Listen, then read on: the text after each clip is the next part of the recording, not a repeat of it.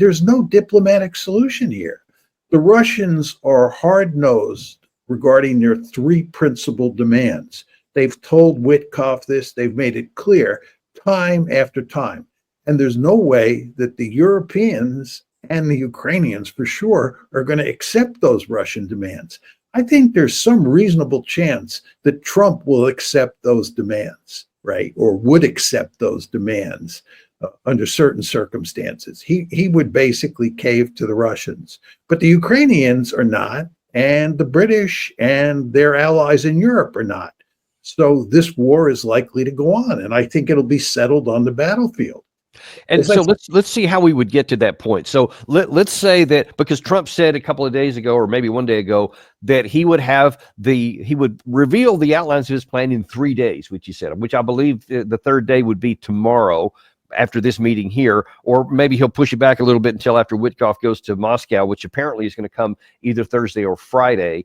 But whenever it is, he's going to come out and he's going to say, here's my last offer for peace, and if nobody wants to take it, then we're going to walk. And then nobody takes it, meaning Ukraine and Europe.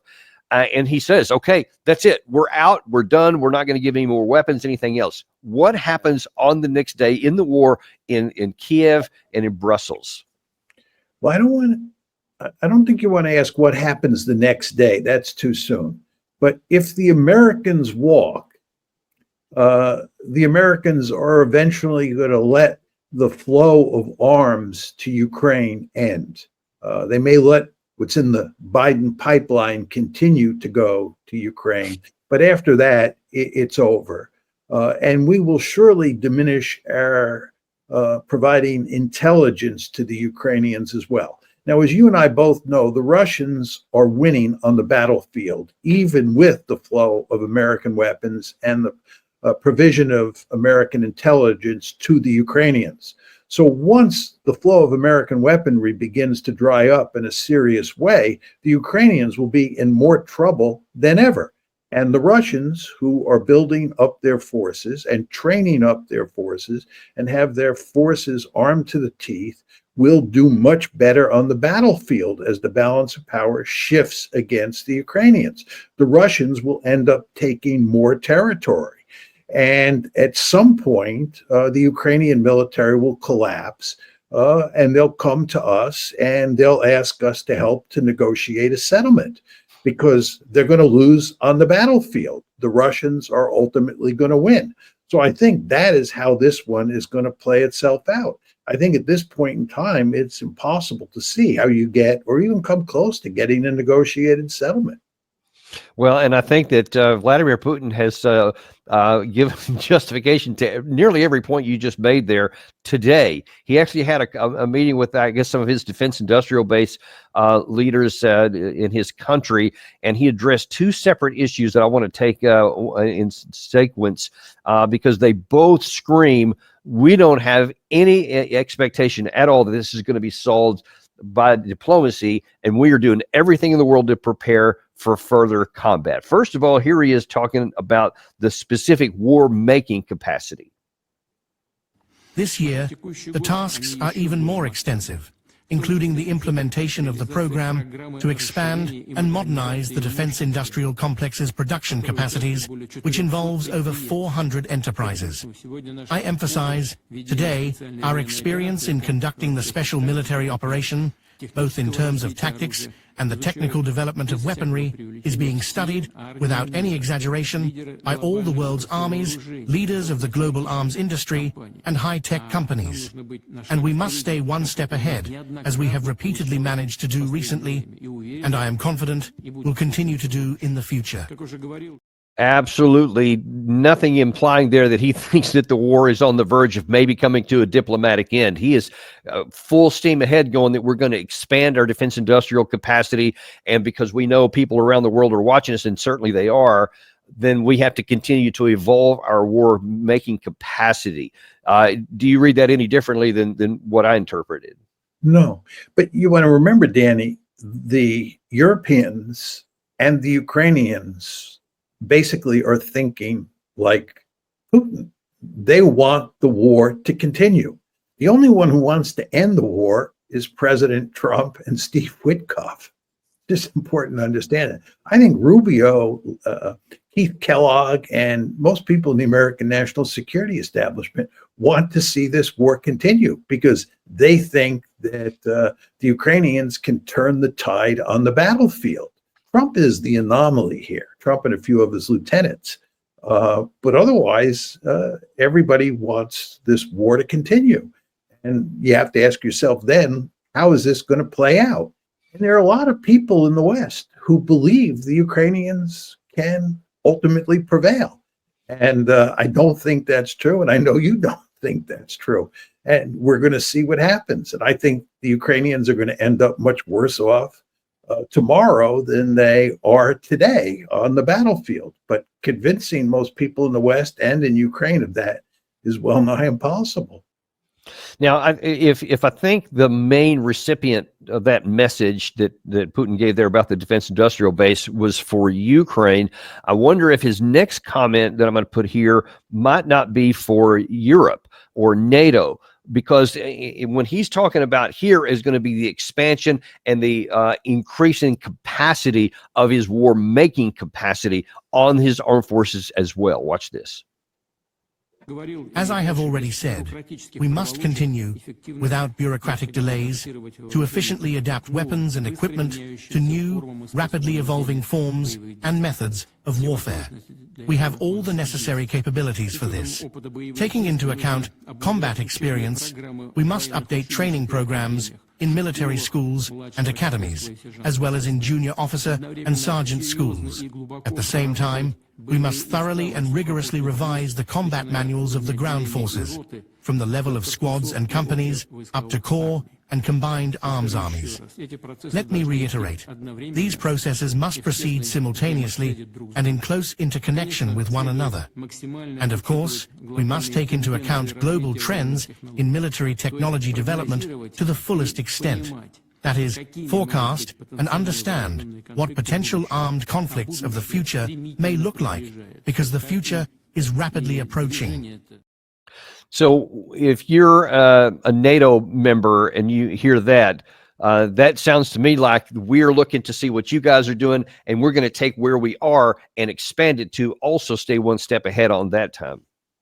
Yeah, I mean, Putin is making it clear that Russia is fully mobilized for war, and it plans to stay fully mobilized for war, and it's going to do everything it can to maintain its present advantage over the Ukrainians on the battlefield.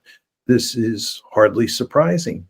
And he appears to be quite confident about where Russia is headed in this regard. Now, as a military vet yourself, how would you characterize the condition of the Russian armed forces as it exists right now and the direction where its head wants to take it as compared to where the current capacity on the NATO side is and where their various heads seem to want to take them? Well, if you start with the NATO side, it's not clear who the head is anymore. Before Donald Trump came to office, it was clear that we were the head. And to the extent that we had somebody in the cockpit next to us, it was the British. And as you know, there was this big article in the New York Times talking about the extent to which the American military was involved in planning and executing the war in Ukraine. And then a subsequent piece appeared in the Times of London, which made it clear that the British military was equally involved. So it was the British and the Americans who were deeply involved. We were the head. But with Trump, he's interested in turning over responsibility for the war in Ukraine to the Europeans. And who ultimately becomes the head there is a really tricky issue. Will it be the Germans? Will it be the British? Will it be the French? They're going to be serious collective action problems. So I would argue that with the passage of time, if Trump continues to withdraw from Europe, the Europeans are going to have trouble getting their act together to deal with Russia. With regard to Russia, it's a pretty straightforward case. Their military capabilities have increased greatly since the first year of the war. General Cavoli, who is the commander-in-chief or Supreme Allied Commander Europe, has made this clear in his congressional testimony. The Russian army is much larger now than it was in 2022. It is much better trained. It has a lot of combat experience. It's certainly not hurting for weaponry, and its weaponry is quite sophisticated. So the Russians are in really good shape. And I think the big question at this point in time, certainly for people like us, Danny, is what the Russian offensive is going to look like this spring and this summer. How big is it going to be? Where is it going to be where are the central points of attack going to be located, and what will be the consequences? But it's the Russians who we expect to be on the offensive in a serious way, not the Ukrainians. And with regard to the Ukrainians, the only interesting question is whether they can hold out until the end of the year, especially if American military supplies and American intelligence assistance dries up. Yeah, I think that there's virtually no chance of them lasting that long. Before I shift gears a little bit here, I want to stick with this theme here because you talk about the second ago that the head used to be the United States of NATO. But now then when you see the Russians very clearly focused from the commander-in-chief all the way down to their senior generals on recognizing the reality. They seem to be absolutely focused on these things were good, these things were bad, we're going to improve here, we're going to improve there. And they have accurately, in my view, assessed the right places where they have to make improvements and are moving in that direction. On the other side, we just seem to have nothing but complete chaos on the United States Department of Defense. We can probably do a whole show on that right there, but that does not lead a lot of optimism that the current Secretary of Defense is going to be able to lead us in a same kind of coherent, analytical-based, fact-based move into the future to improve our combat capability to try and stay at pace with what's going on here. And you could say the same thing of the British, quite frankly, or the French. I mean, they don't seem to be focused on reality other than lots of phrases and bumper stickers, but I don't see a lot of that. So it seems to me that the gap is going to increase over time. Well, I don't want to defend Pete Hegseth, but Pete Hegseth is not the only problem that we face here.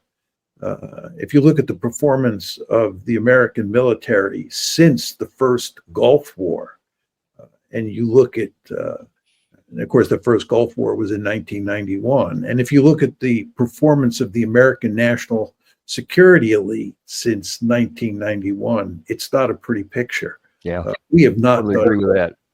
And I would note to you, if you look at the commentary of the American generals and admirals who consistently appear in the mainstream media and opine on the Ukraine war, the Iran situation, the Gaza war, I would argue their analysis is anything but impressive. So I think the